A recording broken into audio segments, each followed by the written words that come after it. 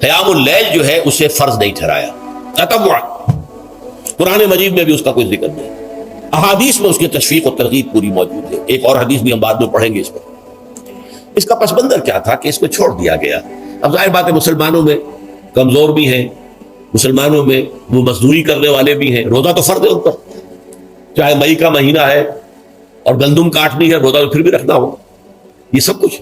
لیکن یہ کہ رات کو پھر کھڑے رہنا ان کے لیے جاگنا ممکن نہیں، لہذا ان کے اوپر یہ چیز فرض نہیں. حضور نے تراویح کی نماز یا قیام اللیل نہ اسے فرض قرار دیا، نہ اس کے بعد جماعت کوئی اہتمام کیا مستقل. صرف 3 راتیں آپ نے جماعت کروائی ہے، اس میں 8 رکعتیں آپ نے پڑھی ہیں کہ جو آپ کا معمول تھا تہجد کا وہ پڑھی، اور تہجد کے وقت ہی جماعت کرائی ہے. یہ ہے وہ حدیث. اس کے علاوہ کسی نماز تراویح جو ہے جو ہم پڑھتے ہیں 20 رکعتیں عشاء کے ساتھ متصل، اس کا کوئی ذکر نہ دور نبوی میں ہے نہ دور صدیق اکبر میں ہے. یہ دور حضرت عمر کی خلافت میں ہوا ہے، اور ہم نہیں کہہ سکتے کتنے سال کے بعد ہوا ہے. حضرت عمر رضی اللہ تعالیٰ عنہ کی خلافت کا دور جو ہے وہ تو 10 برس ہے، ہو سکتا ہے 5 برس کے بعد ہوا ہو، 6 برس کے بعد ہوا ہو، 12 ہوا ہے ان کے عہد. حضرت عمر ایک مرتبہ مسجد میں داخل ہوئے، مسجد نبوی میں، تو دیکھا کہ کچھ لوگ 8 10 12 جو ہیں وہ ایک جو ہے حافظ کے پیچھے کھڑے ہوئے اور قرآن سن رہے ہیں، کچھ دوسرے کونے میں کھڑے ہیں، کچھ کہیں اور کھڑے ہیں، مختلف جماعتیں ہو رہی ہیں. تو انہوں نے سوچا کہ کیوں نہ ان سب کو ایک امام کے پیچھے جمع کر دیا جائے، اور اس کے لیے لوگوں کی سہولت کے لیے عشاء کے ساتھ متصل رکھ دیا جائے. اس لیے کہ تہجد کے وقت اٹھنا جو ہے وہ تو ہر کس و ناقص کا کام نہیں ہے، کہ عشاء کے بعد اگر تھوڑا سا اضافی وقت ہو صرف، تو یہ ہر شخص کر لے گا، مزدور بھی کر لے گا. لہذا آپ نے یہ نظام تجویز فرمایا کہ عشاء کے متصل بعد 20 رکعت نماز پڑھی جائے اور ایک امام کے پیچھے پڑھی جائے. یہ گویا کہ اجتہاد ہے حضرت عمر رضی اللہ تعالی عنہ. اس کو آپ نے خود بدعت بھی قرار دیا ہے، لیکن بدعت حسنہ. بدعت کس اعتبار سے؟ لغوی اعتبار سے، نئی بات، اس لیے کہ حضور کے زمانے میں نہیں تھی، تو یہ اس طریقے سے ایک نئی بات ہے. لیکن یہ بات کیونکہ بہت اچھی ہے، بہت عمدہ ہے. آپ جب یہ نظام چل پڑا تو ایک دن مسجد میں آئے، دیکھا کہ بڑی بھری مسجد ہے، صحابہ کھڑے ہیں اور ایک امام کے پیچھے قرآن سن رہے ہیں. آپ نے فرمایا نعم البدعۃ ھذہ، یہ جو ہم نے نئی بات شروع کی ہے یہ بہت اچھی ہے، بہت عمدہ ہے. اب یہاں سے فرق واقع ہو گیا ہے.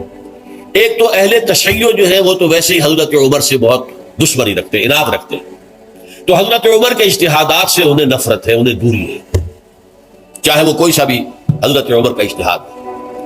ہمارے ہاں اہل حدیث حضرات بھی در حقیقت حضرت عمر یا کسی اور خلیفہ راشد کے فعل کو وہ سمجھتے ہیں کہ یہ ایگزیکٹو آرڈرز ہیں، یہ ہمیشہ کے لیے نہیں ہے. حضرت عمر نے اپنے دور میں نظام قائم کیا، ان کے دور کے لیے ٹھیک تھا، یہ ہمیشہ کے لیے نہیں. ہمیشہ کے لیے وہ 8 ہی رکعتوں کے قائل ہیں، وہ تہجد والے. لیکن اس میں بہرحال انہوں نے بھی خود یہ اضافہ کیا ہے کہ وہ 8 رکعتیں وہ عشاء کے ساتھ متصل پڑھتے ہیں، تہجد کے وقت تو نہیں پڑھتے. اور حضور نے تو صرف 3 روز جو ہے وہ کرائی تھی جماعت، وہ لوگ 30 دن یا 29 دن پڑھ رہے ہیں، تو اضافہ تو انہوں نے بھی کر دیا، تو نظام میں تبدیلی تو ہو گئی. لیکن اہل سنت جو کہلاتے ہیں، ہمارے جو 4 جو ہیں، جو ہمارے مسلک ہیں، حنفی، مالکی، شافعی، حنبلی، ان کا اتفاق ہے اس پر حضرت عمر کا، کیونکہ ان کے سامنے اصول یہ ہے کہ حضور نے فرمایا علیکم بسنتی وسنت الخلفاء الراشدین المہدیین، تم پر لازم ہے کہ میری سنت کو پکڑو مضبوطی کے ساتھ، اور میرے خلفاء راشدین مہدیین جو ہیں ان کی سنت کو پکڑو. اس اصول سے یہ 4 فقہ جو ہیں حضرت عمر کے اجتہادات جو ہیں ان کو بھی پابندی سمجھتے ہیں کہ تمام عمر کے لیے، قیامت تک کے لیے امت مسلمہ پر ان کی پیروی لازم ہے. لہذا اس میں اجماع ہے. اور یہاں تک کہ یہ سب سے آخری جو اس میں مسلک پیدا ہوا ہے زمانی اعتبار سے، سب سے پہلے مسلک جو ہے حنفی پیدا ہوا، پھر مالکی پیدا ہوا، پھر شافعی پیدا ہوا، اور پھر حنبلی آخری ہے. اور امام احمد ابن حنبل بہت بڑے محدث بھی ہیں. مسند احمد ابن حنبل جو ہے وہ بہت بڑی کتاب ہے، بہت اہم کتاب ہے، جامع کتاب ہے. تو ان کے ہاں بھی 20 رکعتیں ہیں. چنانچہ حرمین شریفین میں، سعودی عرب میں، مکے اور مدینہ منورہ میں جو نماز تراویح ہوتی ہے اس کی 20 رکعتیں ہیں. لیکن اہل حدیث حضرات جو ہے وہ اس 8 کے اوپر اتفاق کرتے ہیں. بہرحال یہ ایک اختلاف ہے جو میں نے اس کا پس منظر بیان کر دیا. لیکن اس 20 رکعت نماز سے ادا کرنے سے، جو کہ زیادہ سے زیادہ 50 منٹ یا 1 گھنٹہ لگتا ہے، اس سے وہ قیام اللیل کا حق ادا نہیں ہوتا. قیام اللیل کا تو کچھ اور ہی تقاضا ہے. قیام کسے کہتے ہیں؟ یہ سورہ مزمل سے واضح ہوتا ہے. یا ایھا المزمل قم اللیل الا قلیلا نصفہ او انقص منہ قلیلا او زد علیہ ورتل القرآن ترتیلا. آدھی رات یا آدھی رات سے کچھ کم، یعنی تہائی رات یا آدھی رات سے کچھ زائد، 2/3 رات، یہ ہے قیام اللیل. چنانچہ سورہ مزمل ہی کی آخری آیت جو دوسرا رکوع مشتمل ہے جس پر، اس میں صاف کہہ دیا گیا ان ربک یعلم انک تقوم ادنی من ثلثی اللیل ونصفہ وثلثہ وطائفۃ من الذین معک. اے اللہ کے نبی، اللہ خوب واقف ہے کہ آپ بھی اور آپ کے ساتھ ایک جماعت بھی رات کو کھڑی رہتی ہے، 2/3 رات یا آدھی رات یا 1/3 رات. تو یہ سارا معاملہ جو ہے قیام اللیل کا، گویا کہ کم سے کم 1/3 رات پر اس کا اطلاق ہو سکے گا، یہ نہیں کہ 1 گھنٹے. اب اس کے ضمن میں دیکھیے حدیث پڑھیے، تیسری حدیث ہے عن عبداللہ ابن عمرو بن العاص رضی اللہ تعالی عنہ. یہ وہی عبداللہ ابن عمرو ہے جن کی میں نے آپ کو حدیث پہلے سنائی ہے. یہ ساری رات کھڑے رہتے تھے، پوری رات، اور ہر روز روزہ رکھتے تھے، جس پر حضور نے منع کیا، لا تفعل، مت کرو ایسا. رضی اللہ عنہما، یہ خود بھی صحابی ہیں اور ان کے والد عمرو بن العاص بھی صحابی ہیں.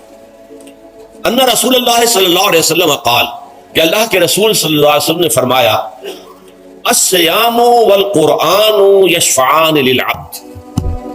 روزہ اور قرآن بندے کے حق میں شفاعت کریں گے.